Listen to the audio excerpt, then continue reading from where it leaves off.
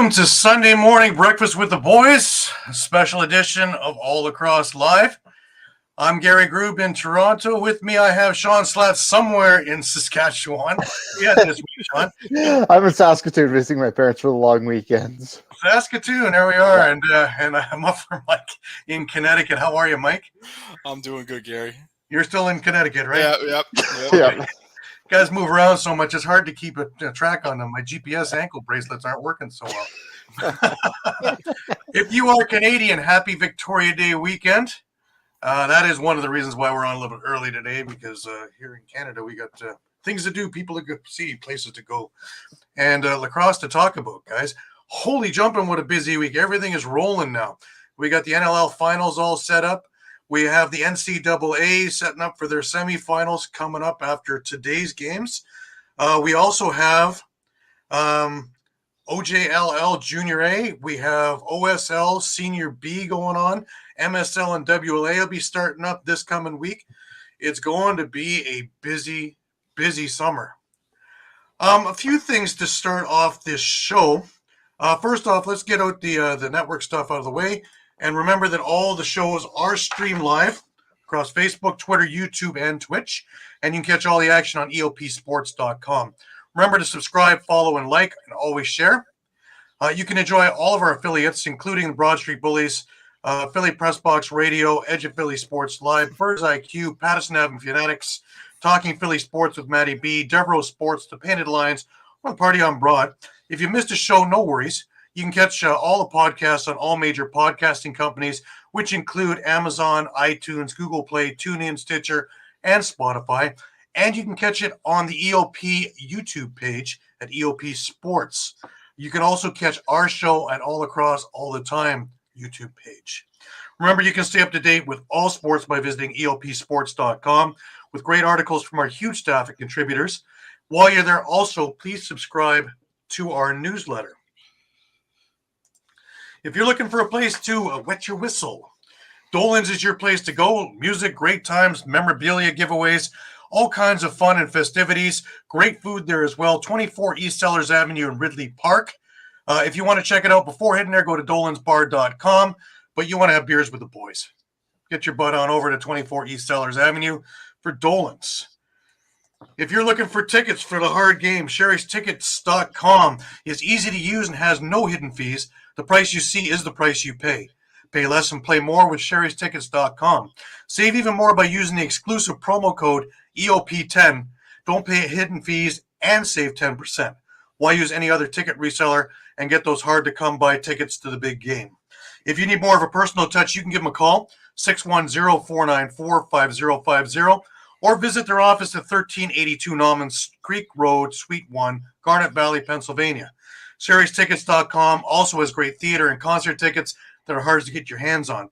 Remember, don't overpay with the rest. Save with the best, Sherry'sTickets.com, and save that extra 10% by using the EOP10 code. PhillySportsTrips.com. They're getting their stuff together now for the Eagles trips coming up in the fall. But you want to get over to PhillySportsTrips.com to have a look at all the deals going for Phillies and for Philadelphia Union as well. Great deals. You're not going to find any better. Be like the pros, see the pros, go travel with the pros. If you wind up with any troubles, workman's comp claims, motor vehicle accidents, personal injury, criminal law, David R. Cherry and his group at the Cherry Firm will be happy to try and help you out of your jam. Go to www.cherryinjurylaw.com or give them a call at 610-565-0300 and tell them that the EOP boys sent you, and they will do their best to help you out of your situation. Guys, let's get in our situation here. Got a few more little things to talk about. Remember, we have the Rob McDougall Celebrity Lacrosse game coming up if you're in Ontario. And if you're close to Ontario, get to Ontario. It'll be at the Toronto Rock Athletic Centre over in Oakville, July 8th. A full day of stuff ahead of you. Paperweight tournament, OJLL McDougall Cup game between the Burlington Blaze and the Oakville Buzz. Under 11 Battle of Burlock. And, of course, it culminates with the Celebrity Lacrosse game at 7 o'clock. Additional stuff is there is silent auctions. There is the Cameron's Brewery Beer Garden. Food, 50-50, live music, Only $10 to enter. Kids under 12 get in for free. All the proceeds will go to Kids Sport Ontario, and that is the hashtag so all kids can play. Definitely worth your time. A couple of people who were there at last year's tournament, who will probably be back this year, is you had Don Cherry and, of course, Brian Shanahan. And I had to leave some on my mind because John Tavares was one of the players in the game. So you might want to catch him playing his first sport, lacrosse. A bit of sad news this week. Well, very sad news this week. We lost an icon. Jim Brown passed away. A little bit about Jim. Of course, one of the greatest players in NFL history, who retired at the peak of his playing career to pursue acting and remained in the public spotlight as an activist. And due to off-field transgressions and included allegations of violating against women, he died. He was 87. To the world, he was an activist, actor, and football star. Monique Brown wrote in her Instagram post, "To our family, he was a loving husband, father, and grandfather. Hearts are broken." One of the things that are most amazing is he broke all kinds of barriers for football, but really his number one thing was lacrosse. Gifted athlete, one of the most dominant players to ever step on any athletic field. Also a cultural figure who helped promote change. During his 9-year NFL career, he coincided with civil rights movements and became a forerunner and role model for athletes being involved in social initiatives outside their sports. We are lucky enough to catch a little glimpse here. I wanted to share this with you. Jim Brown was able to talk to the players at the PLL All-Star game last year. And let's have a little look at that.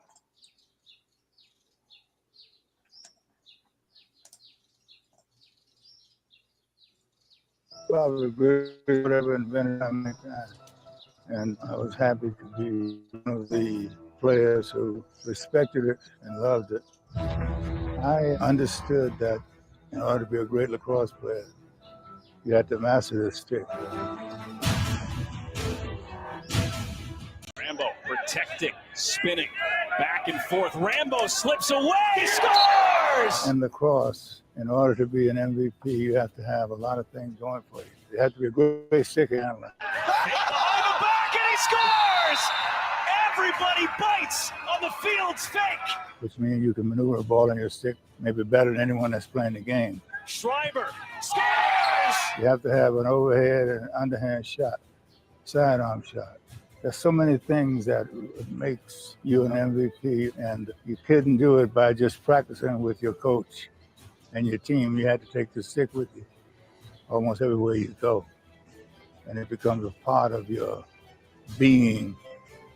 And so there's no angle that you haven't experienced because you've been utilizing the stick when you're by yourself as much as when you're with your team.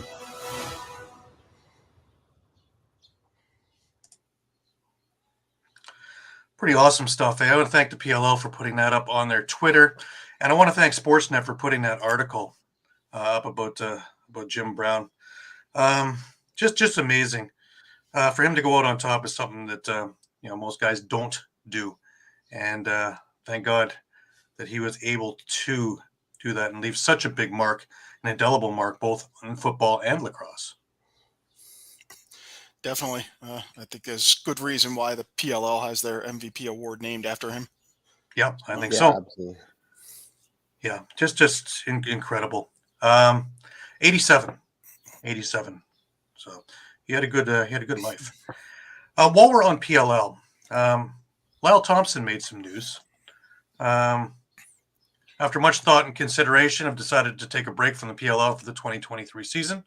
I've dedicated the past 15 years of my life to playing lacrosse year-round. I am grateful that my love for the game has provided me the opportunity to play at the highest level and do so continuously. For me, the game should always be medicine, and it comes with instruction to be played with respect, a clear mind, and enjoyment. I want to follow those instructions, and sometimes that requires rest. So this summer, I will direct my energy to myself, my family, and my communities. I want to sincerely thank all of my fans, the lacrosse community, my amazing Cannons teammates, and the PLL for their understanding and support. I look forward to rejoining the Boom Squad for the 2024 season and picking up where I left off. Way, thank you, Lyle Thompson. So he's going to recharge his batteries. A little bit of a loss for PLL, but every now and again you need that just to keep yourself sharp. Yeah, and more so for Cannons, I'd say too, because Brody Merrill retired, I believe, from field, so he won't be playing for the Cannons this year either. So they're in replay. Yeah, I know. I remember last year talking about how much they relied on Lyle. Yeah.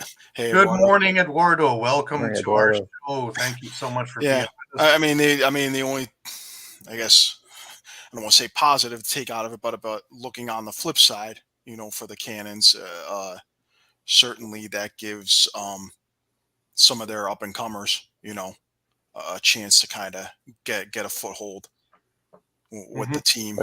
Guys like Ryan Drenner, Asher Knowlting, so. Yeah, by no means are they going to be limp, but it is a big loss. But sometimes losing those big players make the other guys step up more. So we'll see with bigger roles if maybe we have that diamond in the rough that we didn't really know about. They got a ton of people from the Archers, so let's see what happens. And that's coming up in 2 weeks' time. We start off the June 6th weekend. We start off with PLL. Just to continue along with a few of our little things here, the NCAA, they have been rolling along there, and they're coming to, of course, a Memorial Day weekend with their big culmination of finals. We had Duke, number one Duke, who finished off that memorable Michigan Cinderella season by beating them what did they won by a couple, right? 15-8. Virginia beat Georgetown, and so we're waiting on a couple of games today. Penn State is going to play Army at noon, and Johns Hopkins is going to play Notre Dame at 2:30, and the winners will be going against Duke and Virginia. So that'll be a big-time semifinals games, guys. My money's still on Duke. I think they've been the class of the NCAA this year, kind of like what Maryland did last year. But they just seem to be peaking at all the right times. My heart goes out to Penn State, but my brain is with Duke. Well, we have a winner, as Eduardo alluded. Colorado won, and like I was, trumpeting up and down last week. I just figured they were, a better match for Buffalo upcoming. Even though I don't think when you put the two together, it's going to be that big a thing. But we'll break that down in a little bit. But the final schedule is a little interesting. Is next Saturday it opens up in Buffalo, and then Memorial Day Monday will be 4:00 Eastern for the Bandits in Colorado. That's great for the U.S. people, but the Canadian people are going to have to leave work early or put it on in their cars while they're trying very early. If you're out in the West here. Yeah, if you're out West, you'll be watching it over lunch. Yeah. Interesting scheduling. First of all, putting it on Monday, I understand the long weekend idea, but still, people usually go away on long weekends if they're able. And, I understand not putting it on the Sunday to go against the NCAA stuff too. But, we'll see. We'll see. And then if there is a game 3, to be the following Saturday in Buffalo. Now, we also had a bunch of other things start up. The Ontario Series Lacrosse, the Senior B, they started up, and they've been going for about a week and a half, and they sent me the schedule to share with you guys for upcoming. The May 20th game, that's already happened, obviously, and that was an overtime game of all things, believe it or not. And with that, you had the Owen Sound North Stars beating the Brooklyn Merchants 12-11 in overtime. Jake McNabb, 3 goals, 4 assists. Tanner Buck, 3 goals, 3 assists, and Pat Saunders, 2 goals, 3 assists for Owen Sound. For the Merchants, the Pfeiffer brothers were hard at it, both with a goal and 5 assists each. Daniel May had 5 assists. Zach Kerrigan, 4 goals and 3 assists in the losing cause, but a hell of a game at 12-11. Upcoming this week, you've got the Six Nations team against Brooklyn. You have the Ennisville James gang playing over in the Robert E. Young Recreation Complex. You've got Six Nations going against Owen Sound as well at the Harry Lumley Bayshore Community Center and Owen Sound as well. So if you're in those areas, you're going to want to check them out. Also, the OJLL got themselves rolling. And a good week of games, I'm telling you guys. Right away, you have the Oakville Buzz, which, by the way, have the other 2 of Jamie Dawick's sons playing for them. They've jumped out to a 2-0 record, both winning close games. They beat the Six Nations Arrows 6-3 over on May 17th, and they won last night. They beat Brampton 8-6. So both very, very low-scoring, good defensive battles. The other team that jumped out to a 2-0 record was the Mimico Mountaineers. They beat Kitchener over on the 17th, 11-9, but they also beat the Peterborough Lakers last night, 11-7. A couple of other scores that were in there. Toronto Beaches beat the defending champion Whitby Warriors 11-9. Whitby came back 2 days later and beat the Toronto Beaches 9-3. Upcoming today, you have Kitchener at Burlington and the Orangeville Northmen to play against the Toronto Beaches. Now, we talked briefly about the Minto Cup champion Whitby Warriors. Their ring came out this week, and a beauty it is. There it is. Gorgeous little Nice. ring. Eh? Yeah. Nice. So I'm sure they'll all be displaying that very proudly. We had some movement in the WLA and MSL. And the first one, the major one, I think, is that Tyler Biles has been traded from the Brampton Excelsiors to the Six Nation Chiefs, so they got a whole lot tougher. In return, the Excelsiors got Jeremy Searle, Reed Kurtz, and Hudson Thompson, plus a 2024 first-round pick. So it's a win-win. It's a win-win. Brampton needs some players, and they got some pretty good ones to work with there. The other big one was that they got the rights from the Victoria Shamrocks of Larson Sundown.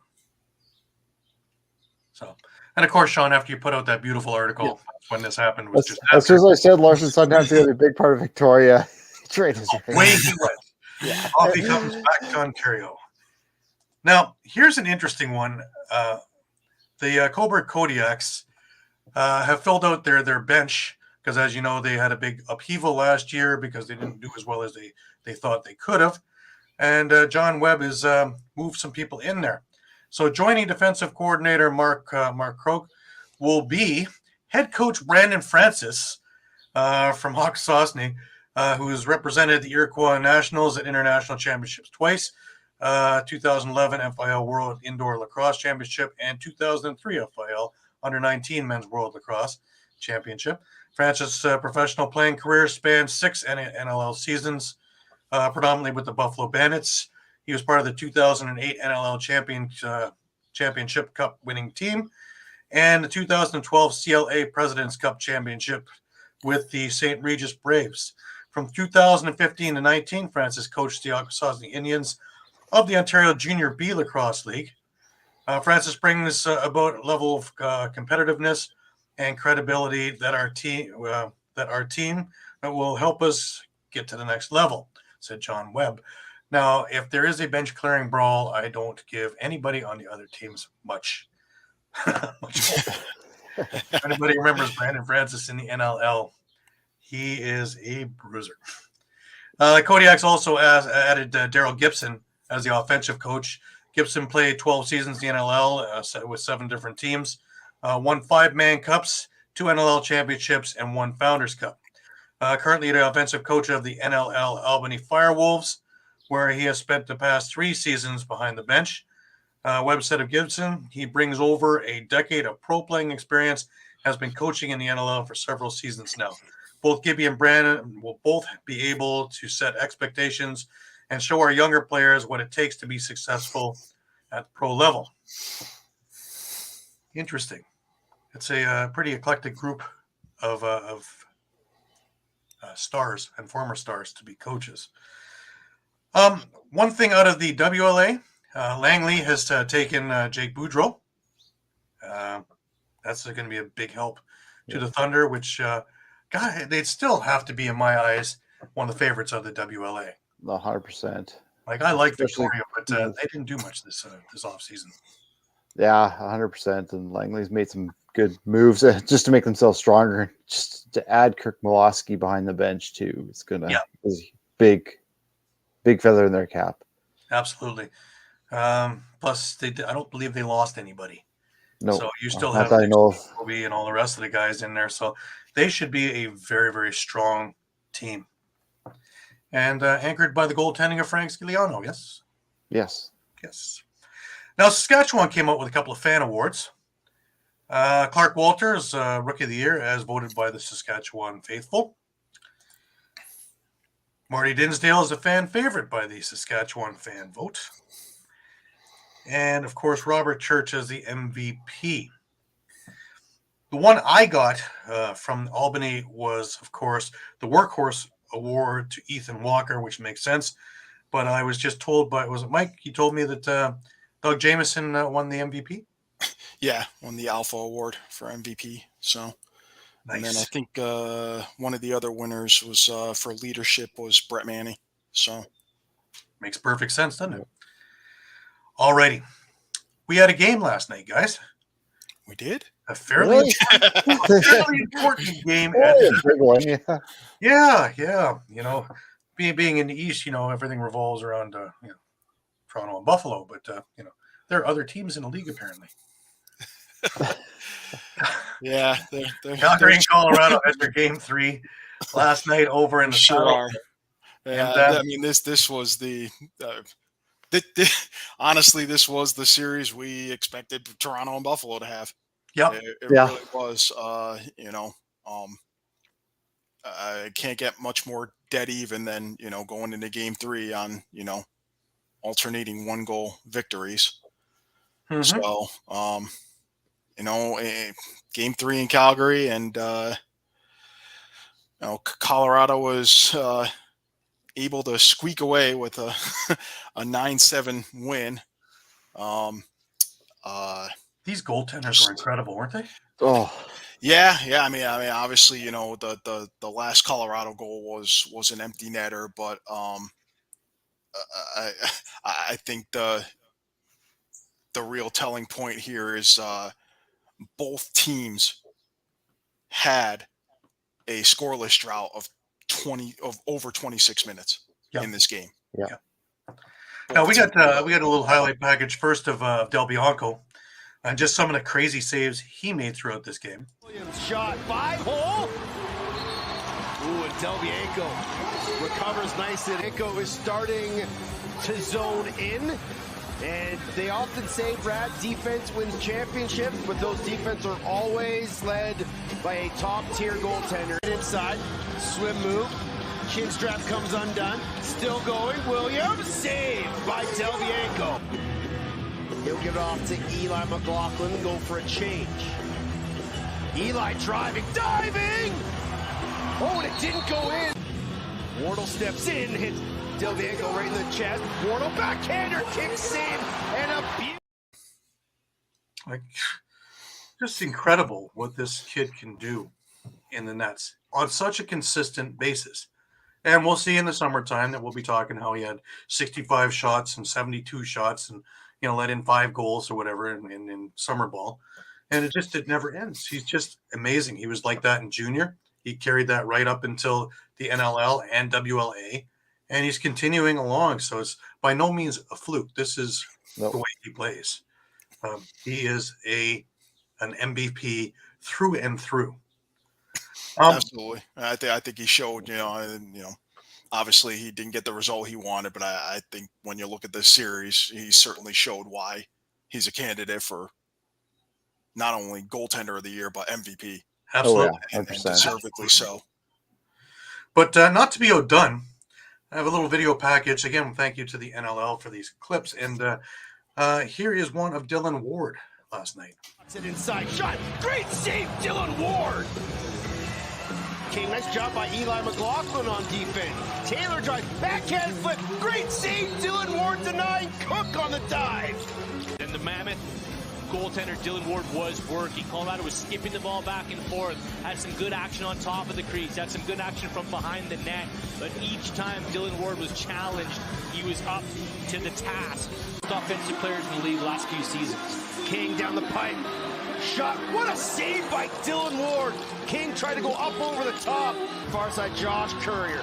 Inside Cook. Backhander save Dylan Ward. Now they'll come back into the defensive zone. King plants. Turns the corner. Shot. Oh, what a save by Dylan Ward. His biggest of the night.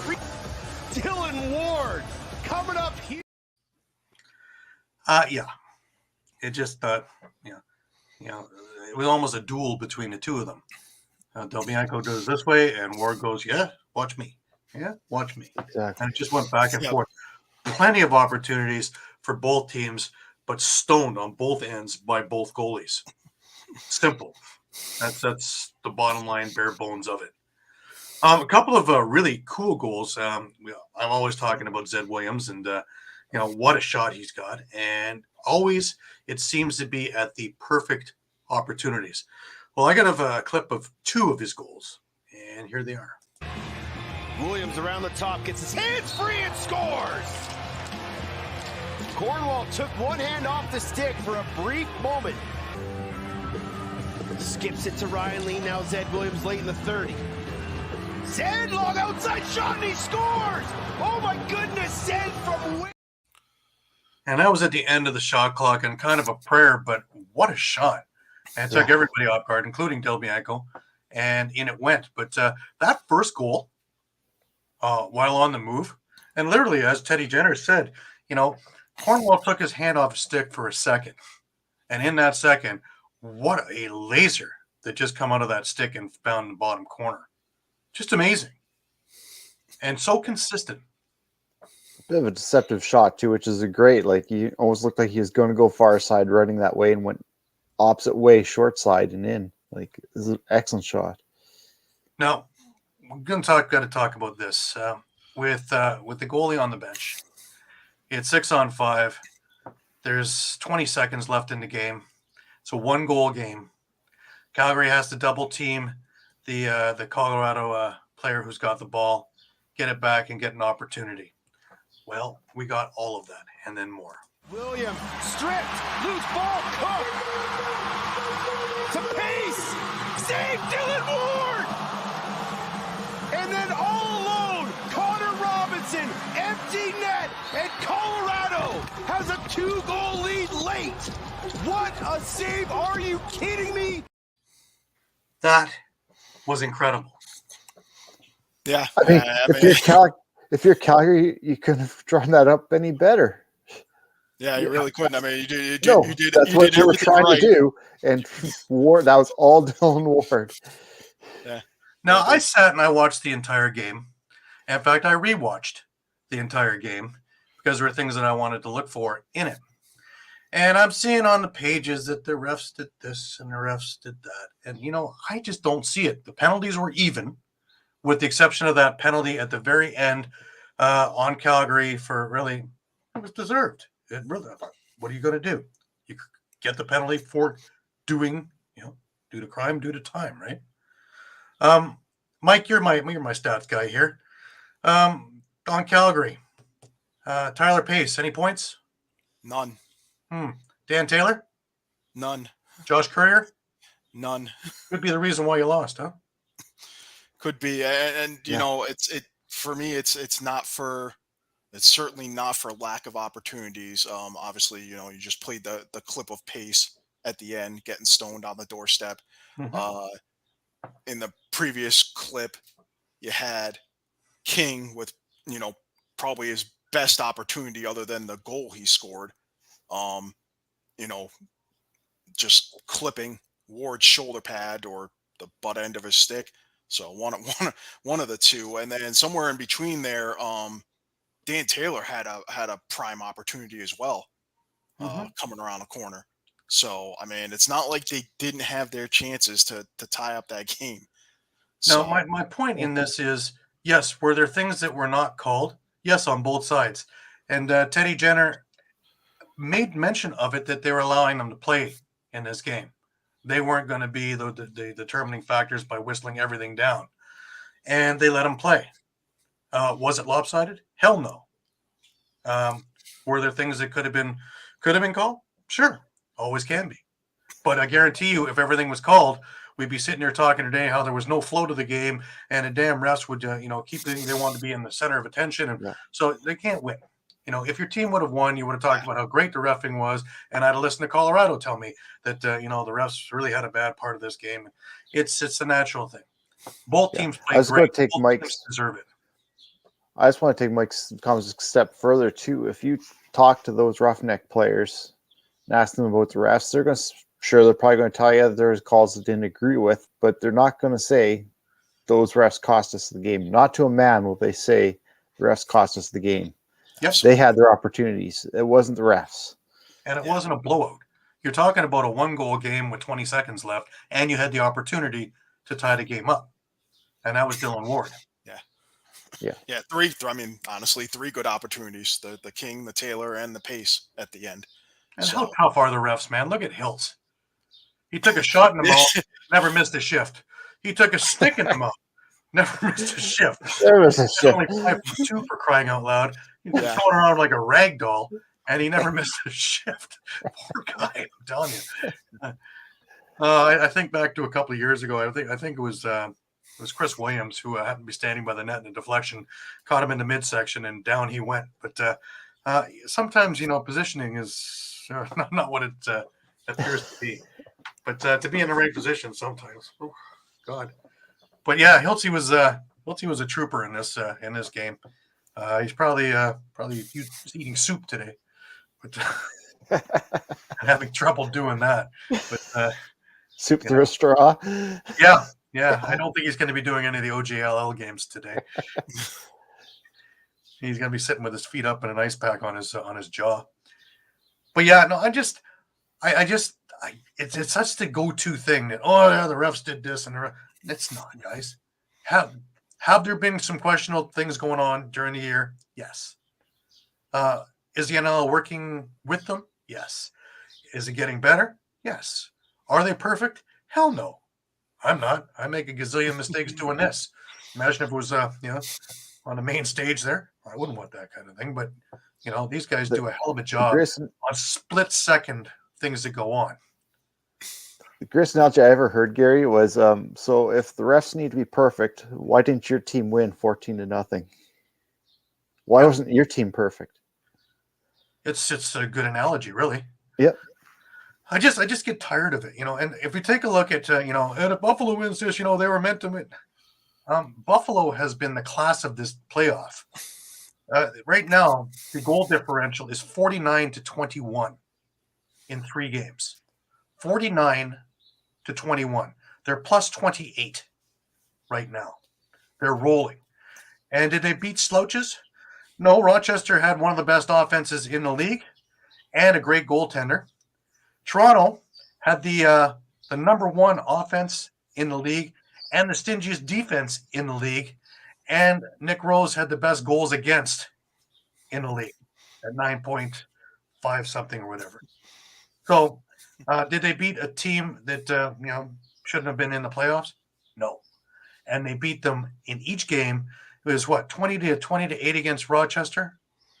It was 14-5 in the first game against Toronto. And it was 17-8 in the second game against Toronto. Was any game ever really close? First half of the Rochester game. That's you get into the third quarter, and then all of a sudden, 12 or 13 goals went in, and that was the end of that. When it comes to just one doing all the scoring for Buffalo? No. They're getting it from everywhere. Yeah. And their defensive plan is working, and Matt Vince is playing probably the best I've seen him play in years. Go ahead, Shawn. Sorry. I was going to say, you want to talk about the refs? The refs don't put the ball in the back of the net. Sure, they can put the power play. Sure, they can put you on the power play, but you still have to put the ball in the net. You still have to have the talent to do that. And they're not going to give you, as you're talking about those blowouts, the rest, okay, if they give you a couple more power plays, sure, it gives you maybe 2-3 more goals. They're not giving you 15, 16 goals, right? Yeah, that's spot on. Colorado was, Colorado. If Calgary fans want to complain about the imbalance in the number of power plays, Colorado went 1 for 5. Guess what? Calgary went 0 for 3. Yeah. So they had their chances too. They had their chance, they didn't capitalize. Yeah. Mm-hmm. So and consider that 3 of their goals were shorthanded. Mm-hmm. So so not only was Colorado not scoring on the power play, they were getting scored on during their power plays. So this game could have been way more out of hand than the final score looked. Mm-hmm. Or just how the fourth quarter looked in general. Yeah, well, remember the Calgary was leading going into the fourth quarter by a goal, right? Because they shut down Colorado entirely. Yeah, they blanked Colorado in the third, and then they got blanked in the fourth. And those go-ahead goals were not on the power play. They were not penalties. So and I would add for any Buffalo fans who might get a little bit cocky that last I checked, their last 5 games against Colorado, they're 1-4. Mm-hmm. That would be the regular season loss this year, the 2 losses last year in the finals, barely getting a win in game 1. Okay, because let's be honest, that was the Nick Weiss goal with about 30 seconds left to break a tie on a miscommunication, basically, on an over and back. And then I believe the regular season last year was that Colorado military game where they pretty well dominated them. I think it was 15-10 or something like that, but it wasn't nearly as close as the score indicated. Right. So the other thing to remember is, Colorado went into the playoffs at 9-9, but if I remember right, some of those Rochester teams in that three-peat era went in at 500 and just kind of slid into the playoffs. One of the things that's been brought up before in hockey, and the same thing goes for lacrosse, is you have to worry about the team that just gets in fourth place in the last week of the season because they've been playing playoff ball for a month. Yep. Other teams have been clinched and kind of resting guys and doing different things and have to ramp it up again. These guys have been playing. Every game means whether they get in or not, or they're eliminated for a month. And they've had to get there, and they did. So they're ready, primed, raring to go, and there's no rust on them. So granted, Buffalo is rolling now because they had a couple of games with their entire lineup for the first time all year. And we've seen what having a fifth gear does for the Bandits too. Yeah. But schemes, well, I think you're looking at 2 of the best coaches to have schemes. You're looking at 2 of the best goaltenders that ever put on the pads against one another. The offenses match up pretty good. Transitionally, well, I give a slight edge to Buffalo right now, but that's not to say that if Capito was in the lineup, can you imagine? Oh. Yeah. Then that would be a whitewash too. And defensively, don't rest on Colorado's defense, man. They're good. Take a look at what they did. Yeah. And without Josh Sullivan. Yeah, I would add last night. Mm-hmm. So and shout out to Brett Craig for stepping in. Absolutely. Yeah. Absolutely.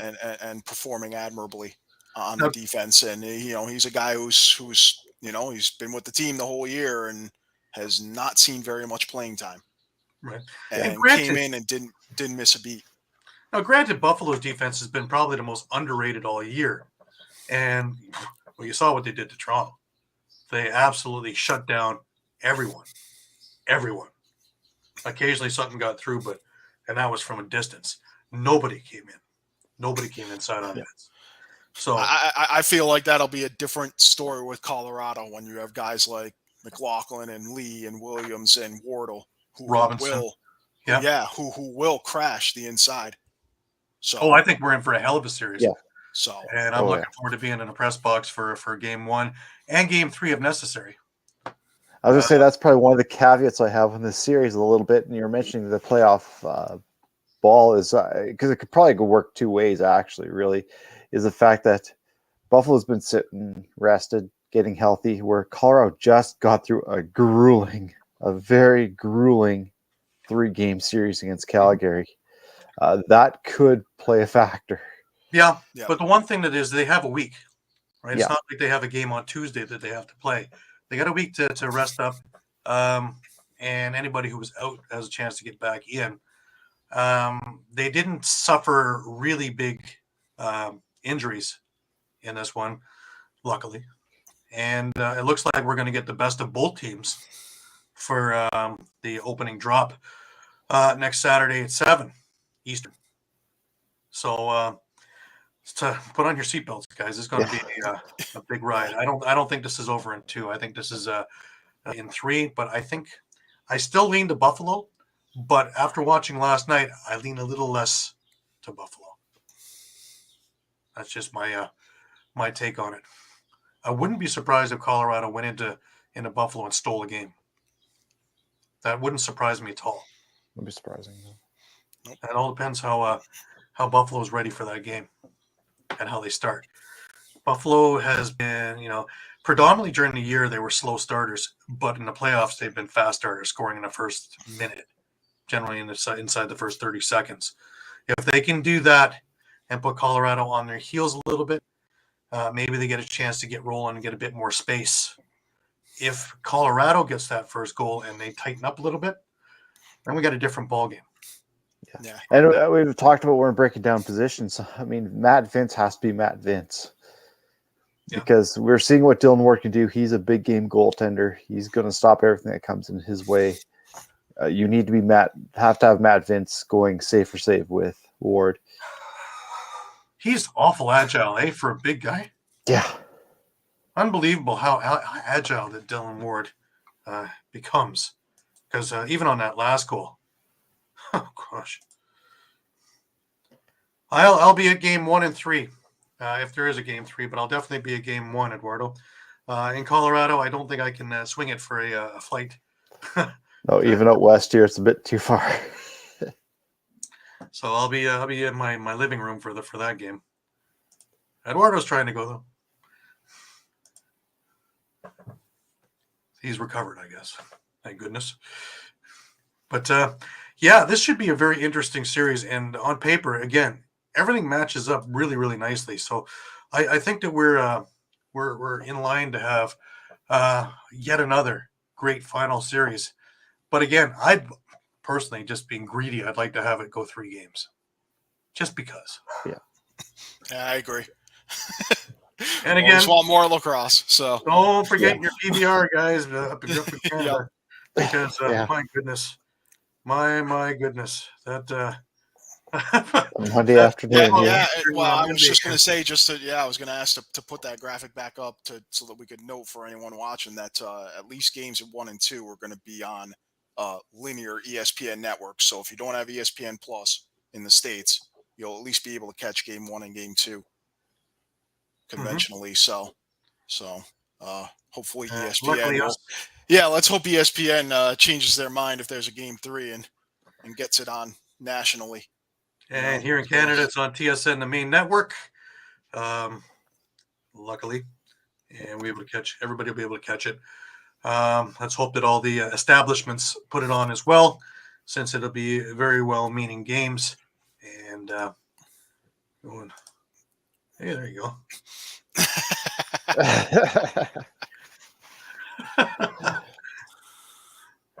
There you go, Mike. No excuses now, eh? Excellent. I have an interesting clip for us, guys. I have Rob Gronkowski talking about Bill Belichick, and we all know Bill Belichick's tie with Lacrosse, and his son also tie with Lacrosse. But Gronk talks about Belichick just for a little clip, and let's let him talk about it. Because Belichick loves lacrosse. He always talks about lacrosse when you're in the building with him throughout the whole season. He brings it up a few times, but he's a lacrosse guy. Loves his lacrosse players, loves the toughness of the game. Coach Belichick loves that about football and also loves that about lacrosse. He lives for, I feel like as a coach, just a tough SOB. Well, he can take Josh Hiltz. He can go and play a wide out for him. Well, it's like I was mentioning to you before the show here, Gary. Anyone who watched Hockey Night in Canada the other night, they talked to Brandon Montour of the Florida Panthers, who happens to be a former Minto Cup winner, about his time playing lacrosse. And he said, anytime I get a lacrosse stick in my hand, I'll do it. And obviously, Wayne Gretzky was on the panel, who all know his history with lacrosse, and he said it's the toughest sport he's ever played. You know, coming right from the top there, guys. Yes. You know, luckily, the greatest secret known to mankind is slowly starting to get out there now. So let's hope more and more people get a chance to see it. And with lacrosse sixes in the Olympics in 2028, that should break it wide open for people to at least view it in its regular form, as opposed to just in sixes. So, but again, we were talking on the other show. I was talking with Patty O'Toole, Hall of Fame goaltender for the Nighthawks and coach of the Junior A Brampton Excelsiors right now. Also assistant coach on the Nighthawks bench. And we're talking a little bit about sixes and as a reason to have for kids that it keeps them running around. You don't have it like that typical baseball right field kid who's, you know, not the athletic type, and they throw him out there and he prays that the ball doesn't come to him, and he stands there for, you know, game after game after game until he finally quits. Or the midfielder in field lacrosse who just stands there and, you know, occasionally maybe comes near a ball. But in sixes, everybody's moving all the time. So to get kids interested in running around, if it's outdoors, is probably your best way to go right now to keep them interested. And then you can throw them in box in the, in the colder months, and inside they go and have the same idea with six and are used to inside and are used to running around and have fun running with their buddies. And, you know, that's how we develop it and keep them in the game. We also talked about the pigeonhole thing. You know, we don't want to pigeonhole kids too soon. Well, around here, I don't think that they get pigeonholed right now until at least 16, because until that, they're playing both sides of the ball. So again, that works out very well for the longevity of keeping people in the game. So I think that they're on the right track here. Mark Millen, I guess about a year and a half ago, I had him on the other show, and he was saying, yeah, you know, club-wise, we're very good. U.S. and Canada, we're very good. Guys who are going somewhere, are going to go somewhere, want to go somewhere, we're good at supporting them, we're good at programs, we're good at money. It's grassroots where we're having problems. House leagues. So the kid is not going to become a pro, but we want to keep them in the game and enjoying the game and loving the game like the rest of us do. And keep them attached so that they, you know, be a fan. Put their family in it, put their kids in it eventually down the road. That's where we need to focus our attention on. The grassroots level, the house league levels, the ones where, you know, we're not go about getting championships. It's about go learning and having fun with the creator's game, with the medicine game, and understanding it and all the tradition and all the things around that game. Any thoughts, guys? Maybe it goes back to what I said last week too a little bit. Even if you don't have a kid in the game, go out to those minor lacrosse games. Go to those junior B games. Like, okay, maybe they're not going to make it the pros, but support them. You know, it's not going to hurt your pocketbook all that much. It's $5 out here to get to a game. Kids will love it to have fans out in the stands, and again, it's encouraging to them. And it's a lot of fun. Yeah, it really is a lot of fun. They have fun, and it rubs off in the stands. And when there's not that big competitiveness, you have even more fun because you're able to cheer and just enjoy your afternoon or your evening, depending on where you're going to be. And God knows, I say, if you're in Ontario, we listed up a bunch of these things. There's tons of it. And there's a lot of it that I haven't mentioned, who I was in contact with, just talking with, when I was talking with Sean Ferris, who's the assistant coach on Georgia, and some of the people around him. You know, there's the probably 5 or 6 people are around him. There's general manager this and that and the other, and they all have programs, and they're all about grassroots and learning and getting things moving. And then, of course, you move up into the other big programs over in Oakville or over in Burlington or over in St. Catharines. But in the meanwhile, while they're learning, there are those programs that are there. So, I saw a number of different things of house leagues that are looking for things. And, it's perfect. We're a bit further. Just a bit. Just a little bit. Yeah, but if you're looking at some of the other, exactly, for something affordable for $5 or $10, when in this city in Toronto, if you're going to pay $400 for a Leaf ticket, how many minor league lacrosse games is that? Whole season, first entire season. You bring the whole family out there and have fun for an evening. Even with the parking's usually free at these places, and the concessions aren't expensive, and away you go. Maybe even leave with a T-shirt or something like that, just for being there, or a pennant. But a love of the game, and you get to know some of the people, and you come back and you get to know some of the other people who are going to the games too, and it's a great little social thing. And it costs you what, 2 hours of your time? Again, you're supporting that grassroots level, supporting these kids who are playing. Mm-hmm.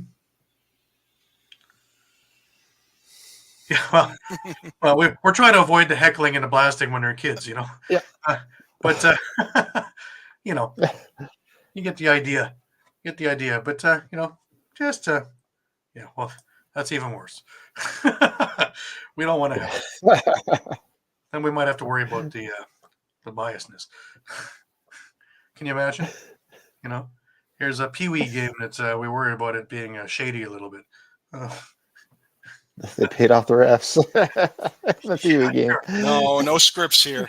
Go into the college. No. Getting back on point. It's get your butts out to some of the local stuff there. The kids would appreciate it. The coaches would appreciate it. The programs themselves could use any influx of any money just to keep them running and give the kids a place to go and play in the summer. There's plenty of field and plenty of box out here to one, to enroll your kids in, and two, for you to go and watch. And I love going to it myself. I spend a couple of nights a week on the road watching games, and some of them more competitive than others. And it really is a blast. And I really attribute my summers to that. There'll be a few of these Sunday morning shows because I will be going to Coburg to catch the Kodiaks play a couple of games, and they have 6 p.m. Sunday night games. So it's that's about an hour and a half drive, but usually the drive is pretty good. And Coburg's a beautiful place, and the arena is great. So, and it's usually not busy unless Peterborough's in town, then you can't find a seat. then all bets are off. And if Coburg's got a team like I think they're going to have this year, they're going to be interesting, and they're going to be very entertaining to watch. Okay, guys, the NLL announced their finalists for their categories. Let's have a look at some of these things, shall we? Definitely. Let's start with the MVP. Now, we talked about Christian Del Bianco already. Dane Smith and Jeff Teat. Interesting. Remember, it's about regular season and not playoffs. And I'm going to be saying that a couple of times, I think, during this thing. Now, Dane Smith is the defending MVP from last season. My money actually goes to Jeff Teat. Shawn, yeah, I'm in the same boat. You take Jeff Teat out of that lineup, the Riptides, what do they have? They don't he have is without a doubt the most valuable player on that team, without a doubt. Yep, no, I agree. Mike, what do you think? I'm gonna go with Del Bianco. Mostly I've been hearing either Smith or Del Bianco and Teat being on the outside. And I totally understand the Jeff Teat argument. I guess my concern more is I don't want this misconstrued as me thinking Smith doesn't deserve it, but All what three of I'm them deserve it. Let's not get that wrong. All three of them deserve it. absolutely, Yeah. absolutely. What I maybe have an issue with in people arguing Smith's candidacy is that they're saying he carried the Bandits through injuries and, stepped up when other guys went down. And I kind of feel like that same argument was used to argue Joe Resetarits' case last year and Right. was kind of laughed at and dismissed, because, Smith nearly broke his own points record Right. last year. I mean, he nearly did the same thing again. He basically pretty much put up almost identical numbers Sure. this year. But I kind of feel like if that's the justification for giving Smith MVP for the second year in a row, why wasn't it good enough for Resetarits last year? Mm-hmm. Yeah. Good point. So that's kind of my issue with it. Okay. Let's move on. Rookie of the Year. Brett Dobson, Jonathan Donville, Jack Hanna. Again, all three are good enough to win this award. And I wouldn't have an argument if any one of these three won the award. My personal opinion is Brett Dobson, because I think once he got himself rolling, so did Georgia. And Georgia almost did the impossible, coming from 0-7 and making the playoffs. And it came down to the last game of the season.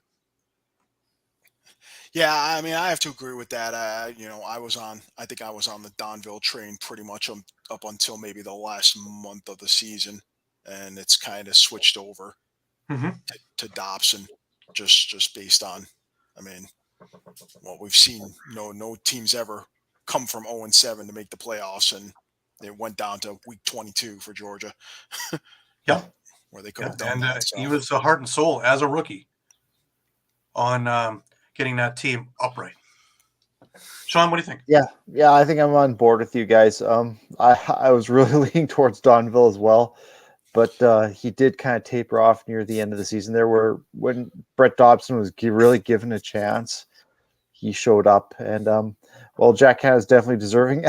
It's hard to call him a rookie just because he does have that field experience already. Yeah. So I have to go with Dobson as well. Right. Okay, let's move to transition player. Reed Bowering, Zach Currier, Challen Rogers. I'm leading to Zach Currier on this one myself. But Reed Bowering, he was deserving of it last year and still deserving of it. And on that mess of a team, even more so. Challen Rogers spent more time on the offensive than he did in the transition thing. So I think there's other people. I would have even thought of maybe Ian McKay as opposed to Challen Rogers. This coming from a rock guy here. But I would go with Zach Currier as my thing. Eduardo thinks it's Reed Bowering. Yeah, Mike? I think I have to. Of course, Sean, go ahead. I was going to say, yeah, I could lean towards Zach Currier as well. I mean, anytime he has the ball in his hands, he's a threat to run down the field and outrun everyone on that field. Yeah, I mean, I think he's the motor, and I think the rest of the Roughnecks kind of it's almost kind of as he goes, the team goes. Could we even think of Jeff Cornwall? You could. I think the other thing that gives Currier the edge is on a team that really didn't have a face-off guy for probably half to 2/3 of the year. Mm-hmm. He stepped in. I mean, when you look at it percentage-wise, I think it comes out to like 40%. Doesn't sound very good, but something like 61 out of 154 for face-offs, I think were his numbers. Right. So again, on a team that kind of didn't have, a bona fide face-off guy for a good chunk of the year. Mm-hmm. I mean, really, he does it all right for them. All right, let's move ourselves over to defensive player. Latrell Harris, Brad Cree, both of the Rock, and Graham Hossack. Interesting. I know the people in Buffalo are up in arms that Steve Priolo isn't on this list. But I would even figure that maybe somebody in the West would have a defensive player that could get on this list. Ooh, But yeah, I tend to wonder about this because it's so East-based that it drives me insane. I don't watch a whole lot of the West because they're late at night, but I catch the replays of it, and even I know, that there are a lot of really great defensemen out there. So we're watching them in the game last night. So I don't know. Latrell Harris, I would have put as a maybe transition instead of Jalen Rogers. But Brad Cree had the numbers. Graham Hossack is the backbone of that Halifax defense. So. Yeah, I mean, does anyone feel like maybe Hossack kind of got in this year based on, the fact that he's a 3-time winner? Maybe a little bit. Do either of you guys get that feeling? Maybe a little bit. I think he had a little bit of a down year. I'm kind of with Eduardo. I think Latrell Harris, he more transition, but it felt like he could just do everything on the field. Whether it was back playing defense, bringing the ball up the floor in transition. I felt because when Desnu was out for that 6 or 7 game spree, Cree is the one who stepped up back there and did it all, and was the leader of that defense. So yeah, I mean, personally, I think I'm leaning toward Harris, and in a way, I feel bad for Cree because he could very well lose 2 consecutive years to a teammate of his on the award. Yeah, very good point. Now, this is another one of those topics and categories where I'm going to reiterate that it is regular season. Yes, right? Regular season. It is not playoffs. It is not regular season and playoffs. It has nothing to do with what happened in the last couple of weeks. Now, obviously, with me preambling that, I'm Nick Rose. I thought Nick Rose should have won it last year. And I thought Matt Vince should have won the MVP last year. But this year, there was nobody that had the numbers that Nick Rose had during the season. May I reiterate again, during the season. He had 10 games of holding teams under 10 goals. He had an under 10 goals against average. He played almost every minute of every game for the Rock, and the Rock wound up with a 13-5 record. Pretty stellar, and he wasn't a slouch in net. It wasn't because the defense was so overpowering that nobody got near. He made some absolutely ridiculous saves during the year as well as a number of assists, throwing a ball transitionally up the floor. So that's my take on that one. Matt Vince has been absolutely stellar in the playoffs. Has a great defense in front of him right now, but stellar. During the season, not as much. Christian Del Bianco has been stellar. I just think it's Rose's year. Shawn. Yeah, I'm right with you. I've said it for a while now, for the whole season. This is Nick Rose's year. I mean, what more does he have to do to win this award? Yeah, exactly. Right? Exactly. All those stats you threw out, I mean, we're pretty much best in the league. How can you ignore that? I mean, like you said, Matt Vino just gets better with age, but it's mostly he's a big game goaltender. He can be hot and cold, and the same with Christian Del Bianco. Extremely, extremely good goaltender, but there has been some cold streaks where Nick Rose is consistent through this entire year. Again, forget about the playoffs. The regular season, he was completely consistent. Yeah. And again, it's one thing, we can hang him out to dry for the 2 games against Buffalo. But if you remember the clips that I showed, the defense could have bought a ticket at times too, because they were spectators on a lot of those moving goals east to west that they were diving from one end of the crease to the other. It is what it is. But during the year, I think Nick Rose had the best year of the three and best year as a goalie, period. And I think it was his best year in the league as a goalie. All right, let's move to teammate of the year. We have Kyle Buchanan, Dan Dawson, and John LaFontaine. And I'm leading to Kyle Buchanan on this one. Game in, game out.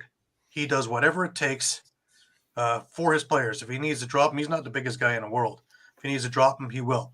If he needs to set up something, he will. If he needs to set picks, he will. Dawson didn't play a full season. He was in and out of the lineup. John LaFontaine, there's only so much you could do on a team like Albany this year. I just don't think that's against the numbers and the things that Buchanan were doing. My opinion is that Kyle Buchanan should be the teammate of the year. Well, that's your opinion, Gary. Of course it is. And I stick with it. All right. Well, I'm going to sound like a homer here, but I'm going to lean towards John LaFontaine. I think again, you as much as we can say, obviously Albany had a terrible year. That I think to have that kind of a stabilizing force. I want to say that he was one of only 2 or 3 guys, I think, who played every game. Right. I could be wrong on whether he was one of them, but he, to have that stabilizing force with a bunch of young guys and such a drastic rebuild to keep them together and in all honesty, a good number of those losses were close losses. Obviously they had some bad blowouts, the 20-4 to Georgia, comes to mind, but they were in a number of games and right up until the end, Right. 3-15 could have easily been, 7-11. True. Shawn? Or better. Yeah, you know what? I'm going to go with Mike. I have a soft spot for Johnny LaFontaine, obviously being a former Rush player too.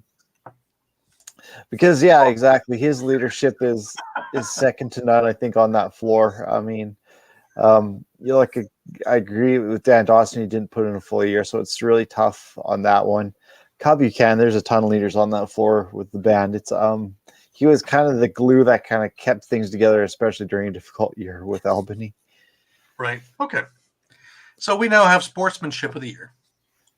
And Kyle Buchanan, Tom Schreiber, and Lyle Thompson. Now we all know that this is, should be renamed the Lyle Thompson Award. Because Lyle Thompson will win this award again because of all his work on and off the floor.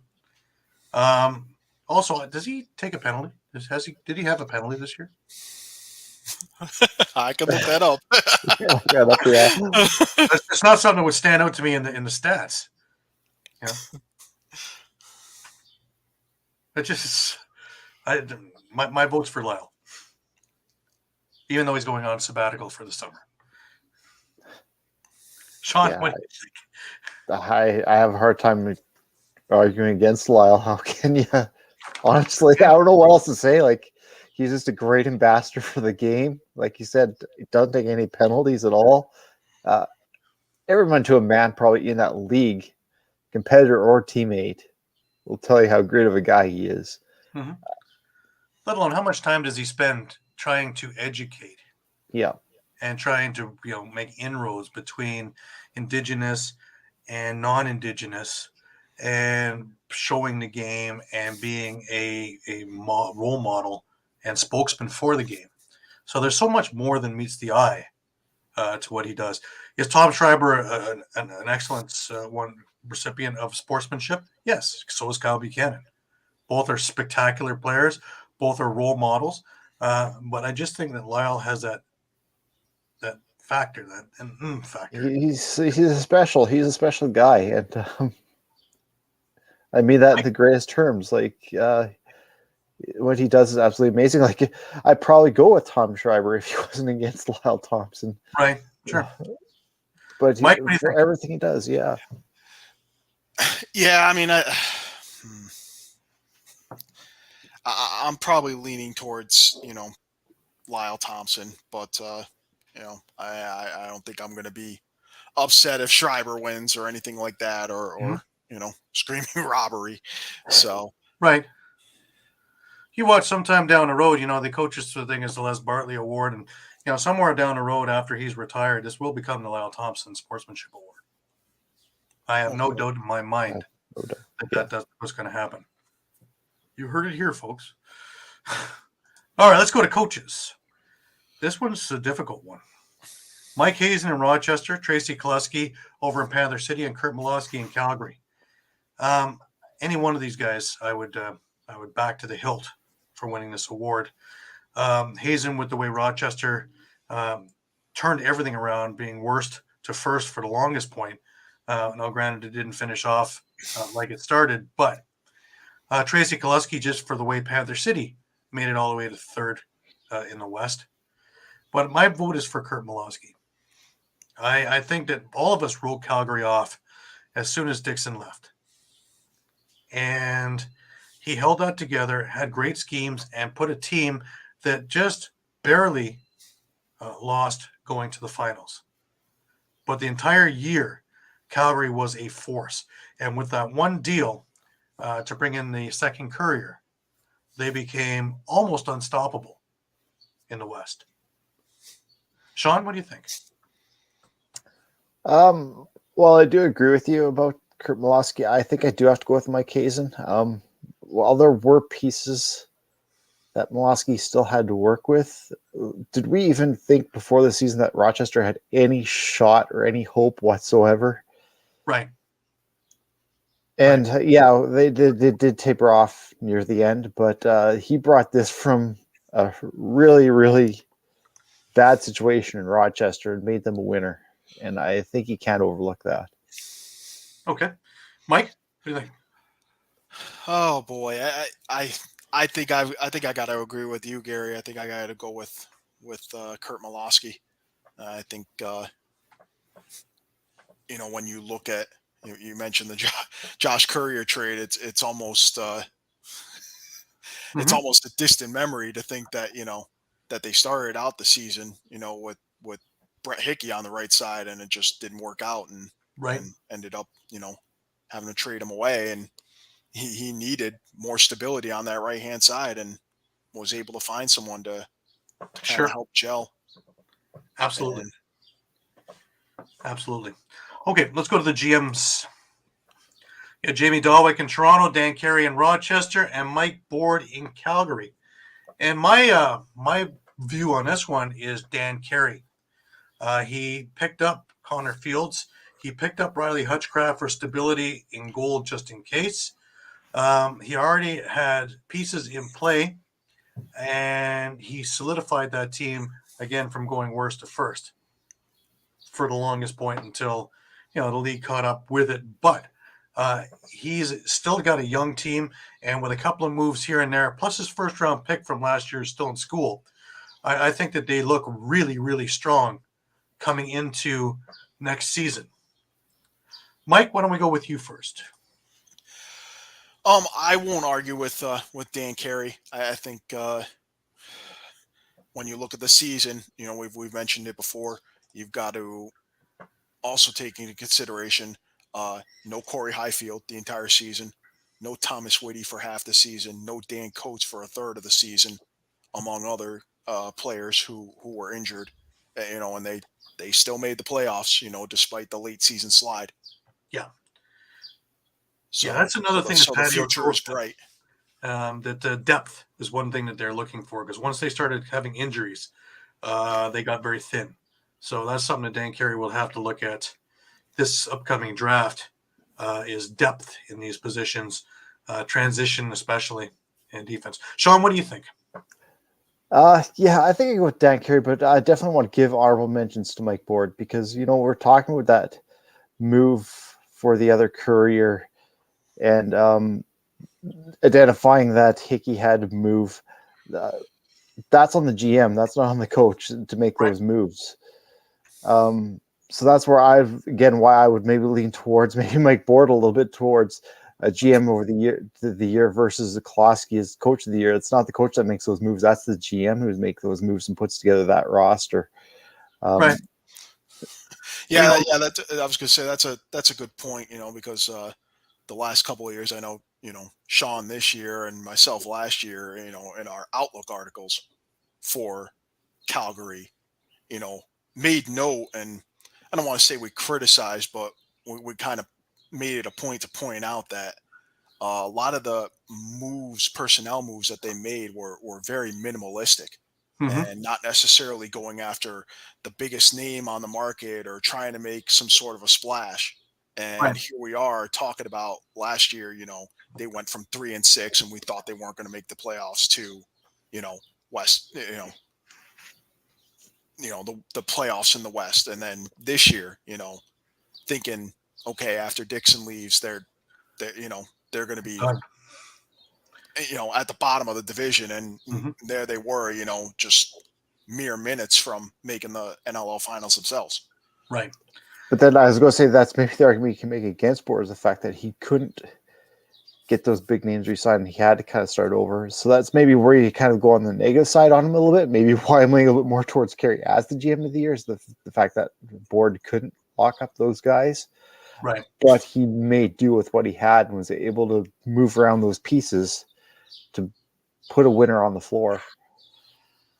Okay. Let's move on. We'll go to the NLL Executive of the Year. And we have Melissa Blades of Calgary, Mark Fine of the Desert Dogs, and Matt Hutchings of Colorado. It's a tough one. I actually like Mark Fine of the Desert Dogs for this one because in concert with Sean Williams, they took an expansion team that really shouldn't have had a business of doing anything. And this became quite the viable organization altogether. It also generated a lot of interest outside that got more notable names and people in the arena as the season went along. So it gathered a lot of steam. So between what Mark had done and his team, I think that they made great strides in a market that a lot of us questioned if it would really work. Shawn, what do you think? Yeah, I'm right with you actually, Gary, with Mark Fine. For pretty much the exact same reasons. Yeah, we didn't really know what to expect. The Las Vegas did an amazing job marketing this team, and I know hearing from Rush fans who went down to Las Vegas for that game, the atmosphere was unbelievable. Even home away team fans were welcome. They made it an experience, and they gave people a reason to come back. Right, definitely on my bucket list of arenas I want to see. Mike, what do you think? Yeah. I was gonna bring up the same point. I think that the hospitality towards opposing fan bases, I think is it's commendable, and definitely like to see more of that going forwad. Yeah, it'd be nice not to have to wear a Kevlar vest when I put on a Rock jersey somewhere else. That would be nice. All right, that leaves us with one last topic, and that is Broadcaster of the Year for the Tom Burley Award. And we have Pat Gregoire, Teddy Jenner, and Adam Levy. Me personally, I would go with Teddy Jenner. I think Teddy has done some incredible work this year. So consistent and always informative and entertaining. Pat Gregoire, I believe, is just about on the same level. But Pat won it last year. It's time for Teddy to win this thing. Teddy to win a Tommy Award. I won't argue with that. Yeah, I have a hard time not arguing with that either. This one's tough. You seem like Teddy Jenner and Pat Gregoire are always on that list. I do want to give a shout out to Adam Levy, though, because I think he did a lot of great work this year. And I know there's many times I've quoted some stats as he's thrown out on Twitter. Even if he doesn't win this award this year, he's definitely an up-and-comer to keep your eye out. Absolutely. But I say, with this list, any one of these guys can win any one of these awards. and I wouldn't be upset in the least because they're all deserving of it. That's the thing, is that there's so many good people in this league and just getting bigger and bigger and bigger. So the parity is not only on the floor, it's also in the management, it's also in the booth, it's everywhere. So I think as this league aligns itself for that inevitable push that brings it to the mushroom cloud, I think that the foundation that has been built is a sturdy one. And it's been over a number of years to get it to this point that when this eventual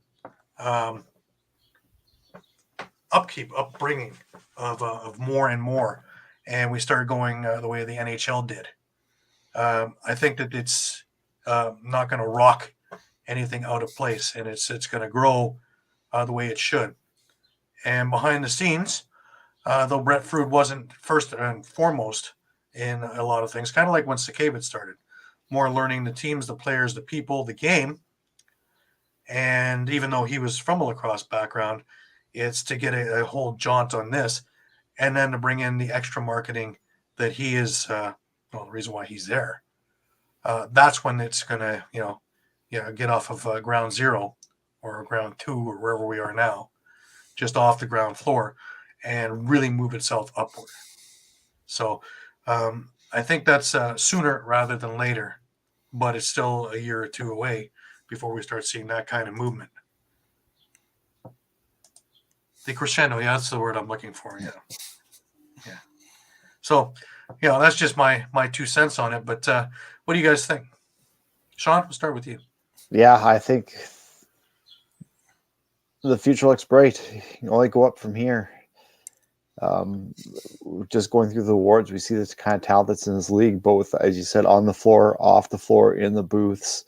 It's becoming more and more of a professional league that you have to take seriously. Mm-hmm. Yeah, from top to bottom, from front to back. Mike, what do you think? I agree with all those points. Anything to grow the game, and you just keep working out the bugs. Yeah. I guess if I could make for the most part, they're minor at this point. Yeah, and if I could make one more point, just having that TV deal with TSN and ESPN is huge, and that has to continue. Like you mentioned, Gary, a number of times we've gone into a bar and seen the lacrosse game up on that screen. I know there's been a couple times I've had the same instance. Just getting that casual fan to see it is huge. Yeah, Eduardo talks about the sustainment question for teams like Panther City. Hey, you know what? I'll leave that to the league. They're well aware of who's going where and what's going where. And if the ownerships can sustain them, then whatever. But I would like to see Panther City work where it's at, because they got a great arena. But I would have them move closer to Dallas so you could tap more into that city crowd and see what you can get over there. If it doesn't work there, then you'd have to start looking for another place. But I would get it a little bit closer to Dallas and see if we could maybe get a little bit more attendance in there. But overall, attendance numbers are up all over the place. Toronto's a good example of that, just going a little bit up the road to Hamilton. Is it a little bit more of a drive for someone like me? Yes. Will I still do it? Yes.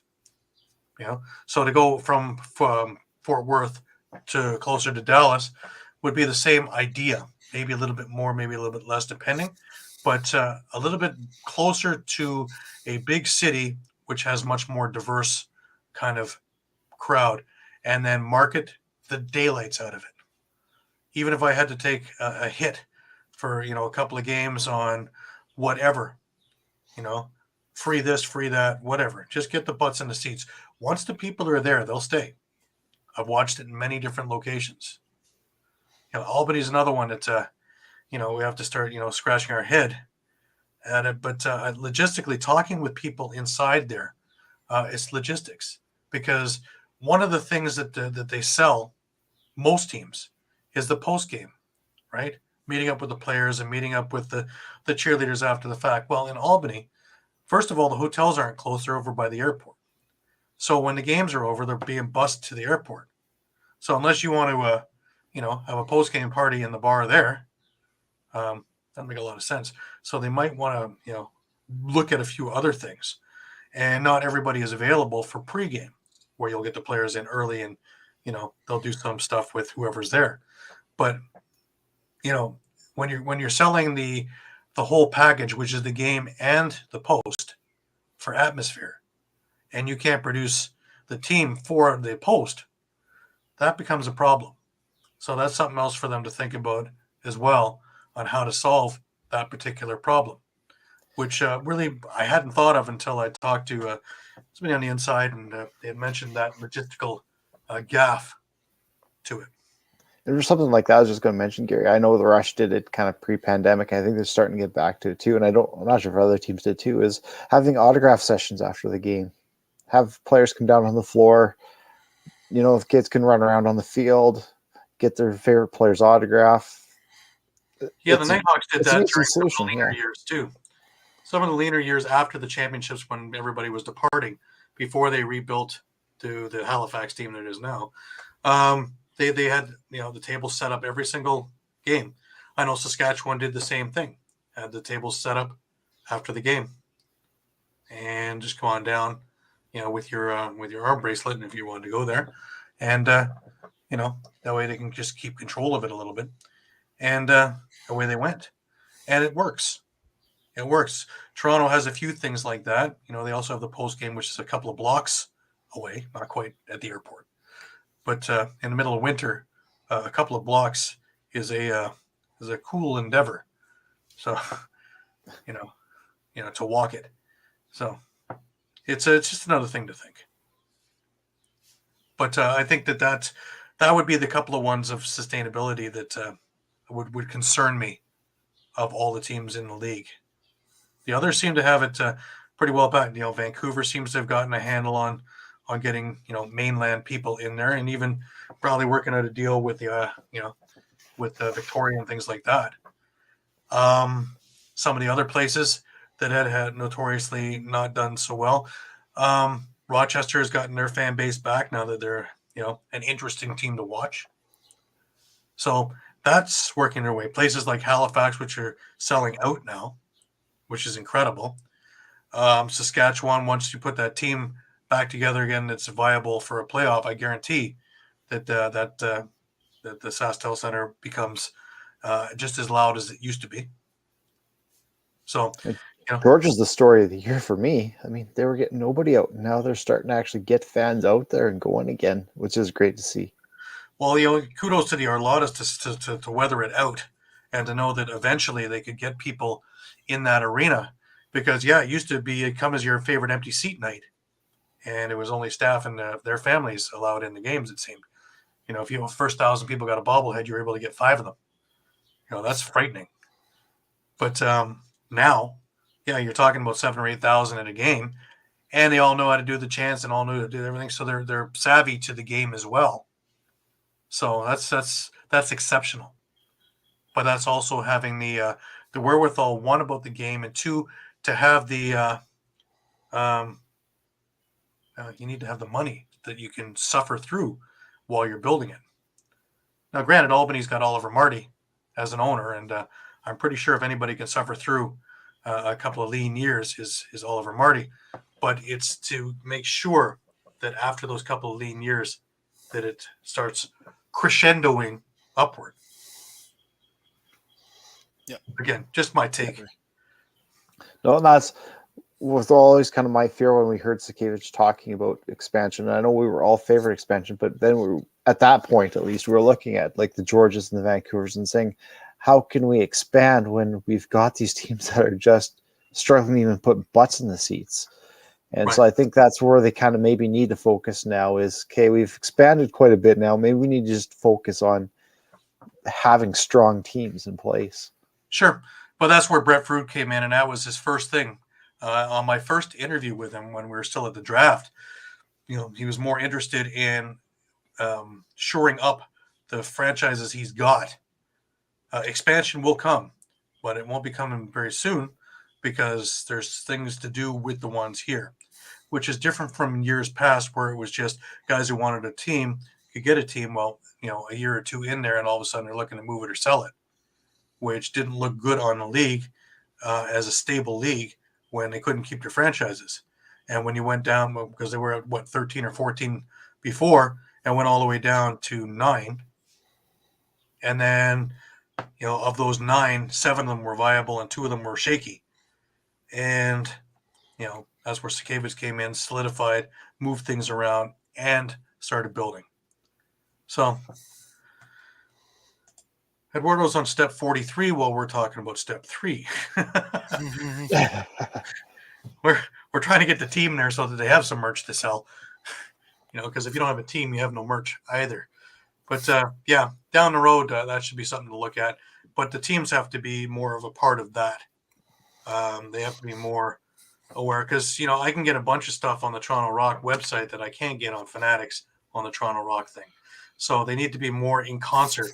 And better yet, when I go to the Toronto Rock store at the Rock facility, I can get even more that I can't get on the site, or I can't get on the Fanatics. And looking at the store in Saskatchewan, I can get damn near anything I want, including a beer at that place. Yeah. If I want tickets, I can get it there. If I want beer, I can get it there. If I want merch, I can get it there. If I want equipment, I can get it there. It's a big, big place. And the Toronto Rock thing, if I want my stick restrung, if I want equipment, I can get it there. If I want Toronto Rock merch, I can get it there. So they have these places there. But Fanatics is bare basics thing. But again, that's up to the team, Eduardo. That's up to the team and their marketing department. That's not on the league. Yeah, I think what they're trying to get out of the Fanatics, For the Knights. what they're trying to get out of Fanatics is similar to what we're talking about with the TV deal. Because Fanatics obviously has NHL, MLB, so they're probably just trying to see if they can get that casual fan to maybe buy a little bit of NLL merchandise. That's incorrect, Eduardo. They do sell their own merch, and they sell it out of their own stores. So I don't know where you heard that from, but that does still happen.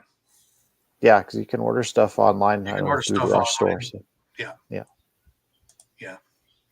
I haven't bought that one yet. But like I say, I can get a lot of things at these stores. If I go into the Bandit store, I can get a whole lot of stuff in there. And, all of them are like that if you go into the arenas, most of them anyways. Because even in Hamilton, they have the makeshift store that's there for the games that have an awful lot of merch in there as well, plus whatever the special of the game is, which isn't on Fanatics. So, yeah, plus custom shirts and custom jerseys and other things that can be done. So there's a whole lot more things. You just got to dig a little bit and go into the team's websites and maybe make a phone call, but it's on the team. That's not on the league. We're talking league-wide what can be done. So let's try and stay on point with this. TV contract-wise, hopefully ESPN does what TSN does and has a few more main network games. This would be a great time to do that. Yeah. Your marquee games. Let's hope that they also start looking towards an all-star game. Again, it's the game itself, having a 47-42 game isn't the most interesting in the world, but watching these guys and watching what they can do is. And then, of course, just like the NHL and Major League Baseball, the games aren't what I'm interested in. I'm interested in the skills competitions. And if you do it right, then you have these things in that one day, and at halftime you have your skills competitions, which is, a whole thing right there of why people would tune in. And why not show off the greatest players in the world doing the greatest things in the world in this marquee and put it on your main networks for them. Just my thought. All right. That basically brings us to the end of this week, which for one game, boy, oh boy, there was an awful lot to talk about it. Get that Final thoughts. Mike, let's go with you first. Looking forward to a lot of things. The NLL finals, obviously. Next weekend's going to be crazy. Start of the MSL and WLA seasons, which I'll be helping Shawn out with some WLA stuff, and then start a PLO and all the senior and junior circuits in the summer. Absolutely. Shawn? Yeah, same here. Yeah, really looking forward to this final. It's going to be a good one, the NLL, and then busy week to start up the WLA. Absolutely. 2 rounds you can for sure, no problem. But I'll be up in the press box, so I'll have to meet up with you down in the concourse. So you'll have to let me know where you are. Me personally, I can't wait for the MSL season to start. I'm going to make a couple of trips out to some of the Ontario Series Lacrosse Senior B stuff as well. So my car will get an awful lot of miles on it this summer. The junior already, I sat there, I watched the Brampton game yesterday in Oakville. Fantastic. Absolutely fantastic lacrosse to watch. And if you go on to the OJLL site or OntarioJuniorLacrosse.com, you can see what games are on. JVI is doing it again. So on YouTube for free, and you can catch their game of the week as well. Definitely worth your time. It is great. And Matt Carrick calls a great game. So you don't want to miss that. Just to remind everybody that we are on Facebook, we are on Twitter, we are on Instagram, and we are on YouTube. And with all the stuff going on, come back 2-3 times a day to see it, as the news is always changing and always developing. And like always, we have our thumb on the pulse of the situation.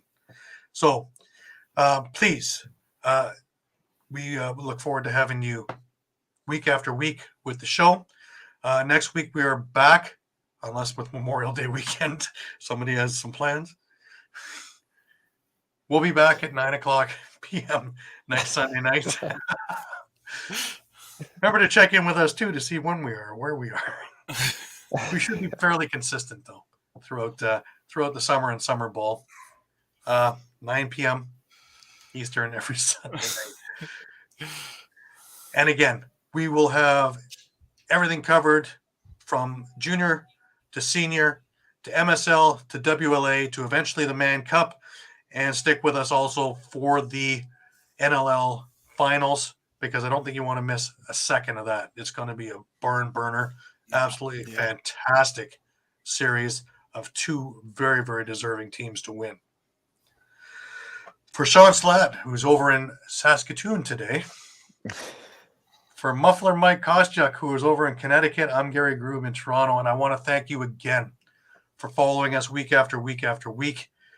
We appreciate all the patronage, and we look forward to seeing you all again next week. Until then, keep your stick in your hands, guys.